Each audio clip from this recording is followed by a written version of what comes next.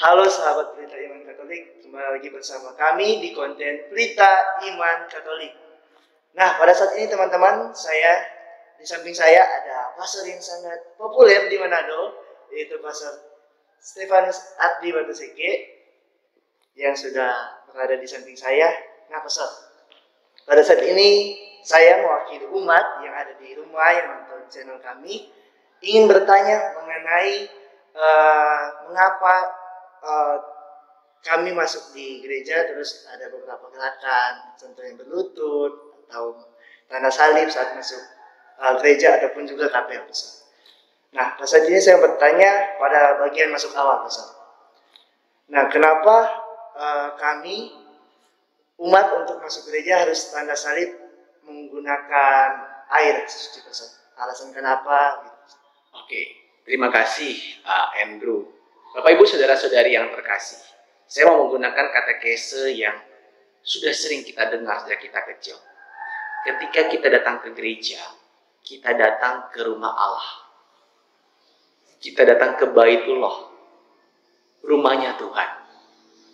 Nah, dalam pemahaman itulah mengapa kita ketika masuk ke dalam gedung gereja, kita mengambil air suci. Untuk apa? Untuk menyucikan kita, dengan air suci itu dari dosa-dosa atau kesalahan dari luar gereja. Sehingga ketika kita masuk ke dalam rumah Allah, masuk ke dalam gedung gereja, secara simbolis kita dibersihkan. Kita dibersihkan, kita disucikan. Sekali itu secara simbolis.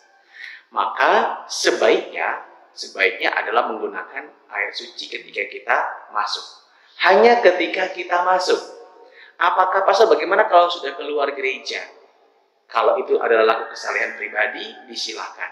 Tapi sekali lagi kalau masuk ke gedung gereja, sebaiknya ada simbol itu, yaitu menyucikan dengan air suci yang kita terima di depan pintu gereja, ya, dekat dengan pintu atau gerbang utama gereja.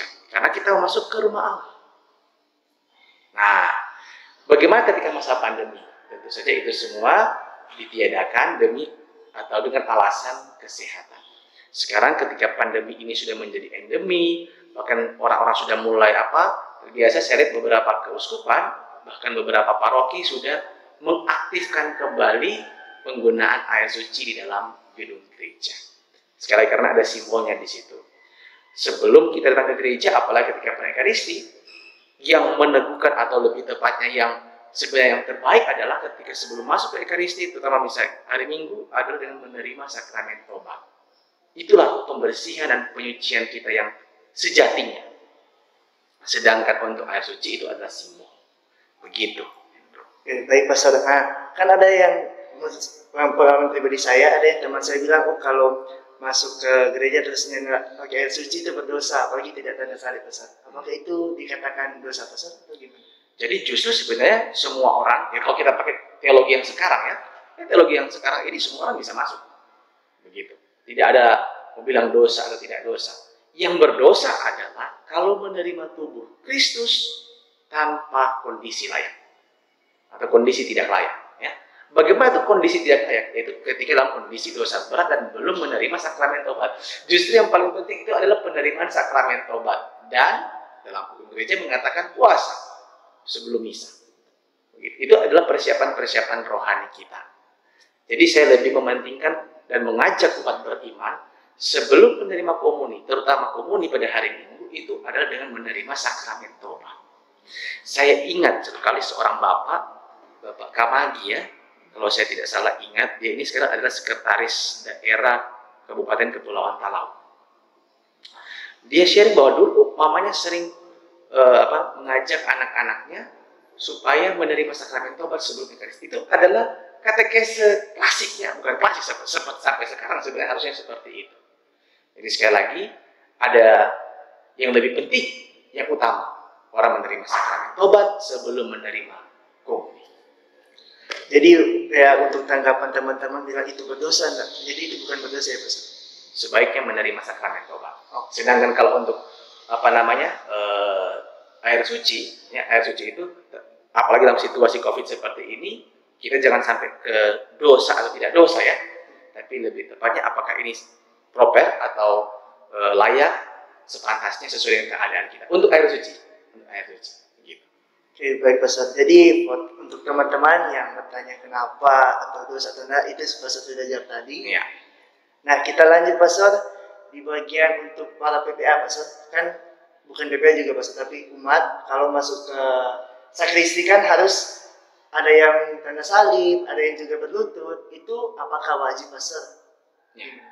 Jadi kalau dalam PUMR memang sebenarnya ketika orang masuk itu ya, itu orang berlutut. Ada 3 alasan kenapa mereka berlutut. Ya, tentu saja pertama itu adalah adanya Kristus dalam tabernakel, salib dan altar, tempat terjadinya roti dan anggur menjadi tubuh dan darah Kristus. Jadi inilah alasan kenapa kita berlutut. Ada satu dokumen atau catatan yang saya baca, sekali lagi ini ya, tidak menjadi norma yang diwajibkan ya, tapi ini pantas untuk diketahui karena menarik. Ya. Kalau kita di situ tahu di situ adalah Tuhan dalam tubuh Kristus itu, maka kita berlutut dengan kaki kanan.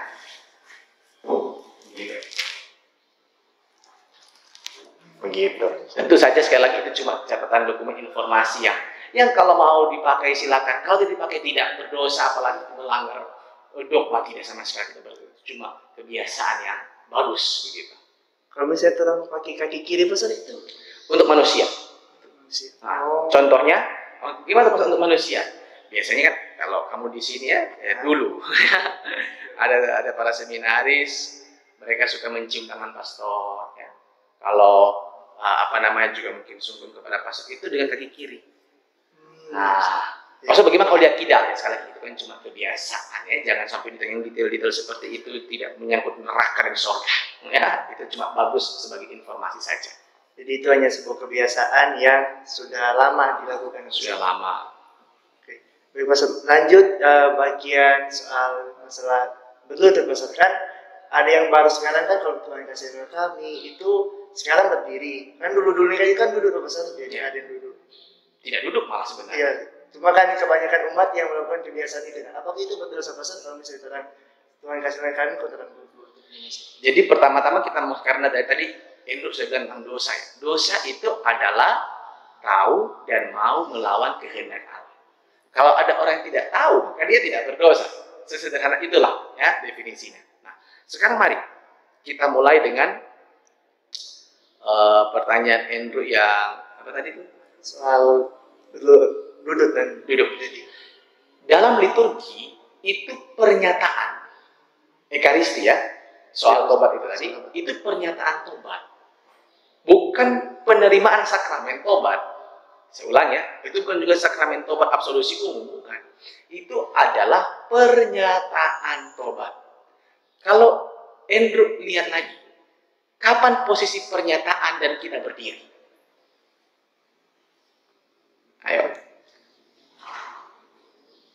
Ada pernyataan tobat, ada pernyataan setelah homili apa? Aku percaya. Nah, setelah homili itu adalah aku percaya atau pernyataan iman. Duduk atau berdiri? Berdiri. Karena itu pernyataan. Sama seperti bagian tadi tobat, itu pernyataan tobat, maka kita berdiri. Kalau kita mau sampai ke sejarah liturgi sebenarnya, liturgi kita itu ya, kecuali kata kombe ya, tapi ketika gereja mengalami masa kejayaan, itu berdiri. Teman-teman ortodoks sampai sekarang misa 2 jam, misa 3 jam berdiri.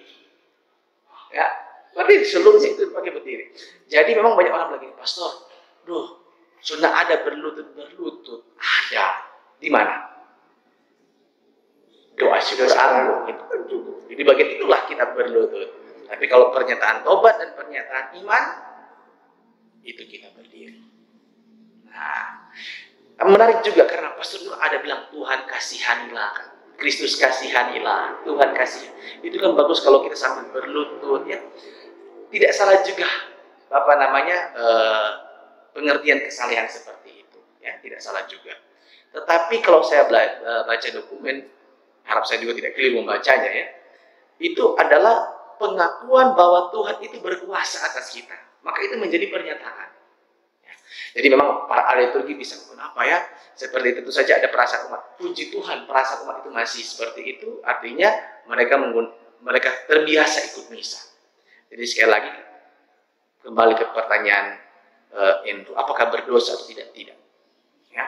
Nah, karena itu perlu dibuat kesepakatan, perlu diberikan katekesi kepada umat, dan saya yakin dan percaya umat Keuskupan Manado, termasuk di Paroki Ignatius, ya, ketika sudah diberikan katekese, mereka akan mengerti. Contoh dulu ya, Andrew dan teman-teman yang ada di sini dan juga mungkin pemirsa. Ketika tahun 2005 atau tahun 2002 ya, TPE ya, itu TPE yang baru, itu orang masih janggal untuk bilang dan bersama rohmu. Ya, Tuhan bersamamu, jawabannya apa? Dan bersama rohmu. Itu orang janggal di lidah, di kepala maupun di hati. Sekarang sudah biasa karena ada katekese dan praktik yang terus menerus. Jadi sekali lagi pernyataan tobat itu tidak akan, ya, karena ini masih pembiasaan, jangan sampai kita bilang dosa tidak dosa. Yang berdosa itu kalau tidak masuk misa pada hari Minggu, ya, dengan sengaja ya, dengan sengaja tidak mau masuk misa itu, begitu. Oke, baik Pastor. Terima kasih atas jawabannya Pastor. Nah, ini pertanyaan terakhir Pastor. Ya.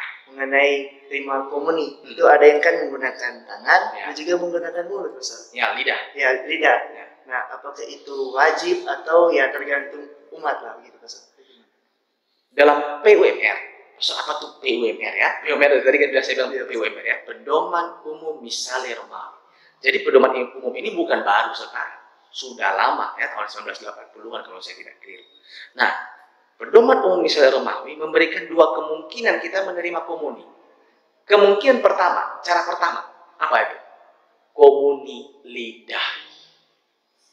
Tadi ya, mohon maaf ini ketika di syuting ini kan pada hari raya kenaikan Tuhan ya, karena seminas di sini jumlahnya terbatas, saya kasih tubuh dan darah Kristus. Jadi kalau ketika menerima tubuh dan darah Kristus, itu hanya ada satu kemungkinan, menerima dengan lidah. Tidak boleh dicelup, kecuali imam. Ya. Nah, jadi kalau seandainya umat itu berlutut, menjawab amin, menjulurkan lidah. Apakah itu hanya di hari-hari raya, Pastor, atau apa begitu untuk menikah atau enggak?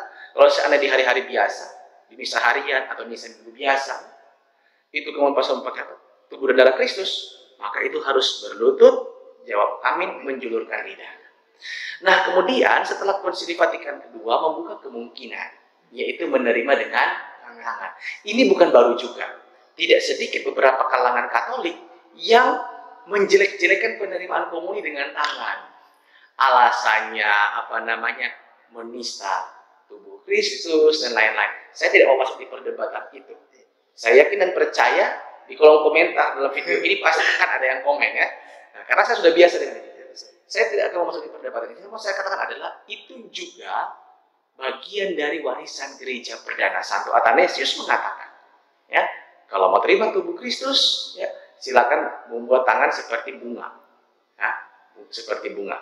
Tangan kanan, ya, di bawah, tangan kiri di atas, kemudian mengambil tubuh Kristus, begitu. Secara pribadi, siapapun mau terima dengan tangan ataupun dengan lidah, semuanya adalah warga gereja, anak-anak Allah, sepanjang dia layak dan pantas menurut dia ya, menurut gereja, sepengetahuan dia, saya akan berikan apapun caranya. Tapi kalau saya lebih senang, kalau bisa mau bilang lebih senang, itu menerima tubuh dan darah Kristus dengan lidahnya. Kalau tidak banyak, dulu saya pernah pelayan di paroki yang umatnya banyak sekali, ya, tidak ada prodiakon, tidak ada frater suster akolit, saya sendiri sampai kram. Tentu saja itu lebih kalau seandainya dengan dengan tangan. Gitu. Oke, baik, terima kasih Pastor atas jawaban-jawaban yang sudah Pastor berikan dari pertanyaan pertama, kedua, dan sampai terakhir. Oke, terima kasih kepada teman-teman yang sudah menyaksikan video kita sebelum-sebelumnya. Jangan lupa juga nonton dan saksikan supaya nanti tidak ada kesalahan di gereja ataupun teman-teman bilang ini berdosa atau tidak, kalian bisa simak. Oke, terima kasih Pastor atas waktunya. Terima kasih.